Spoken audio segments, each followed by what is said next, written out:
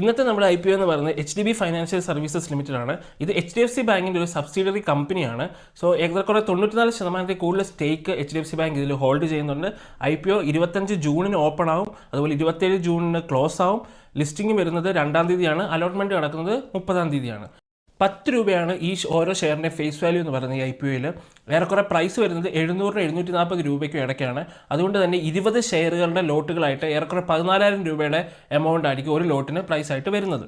12,500 കോടി രൂപയുടെ ഒരു വലിയ സൈസായിട്ടാണ് ഈ IPO വന്നേക്കുന്നത്. അതിൽ 10,000 കോടി രൂപ എന്ന് പറയുന്നത് ഫ്രഷ് ഇഷ്യൂ ആണ്. അതുപോലെ 2,500 കോടി ഓഫർ ഫോർ സെയിലാണ്. ക്വാളിഫൈഡ് ഇൻസ്റ്റിറ്റ്യൂഷണൽ ബയേഴ്സിന് അലോട്ട്മെൻറ്റ് പോയേക്കുന്നത് 44.92%. NIAs എന്ന് പറഞ്ഞാൽ നോൺ ഇൻസ്റ്റിറ്റ്യൂഷണൽ ഇൻവെസ്റ്റേഴ്സ് എന്ന് പറയുന്ന ആൾക്കാർക്ക് 13.48% കൊടുത്തേക്കുന്നത്.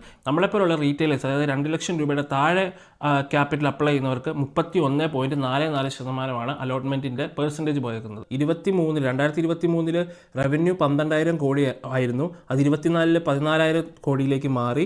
അത് 25 16,300 കോടിയിലേക്ക് മാറി.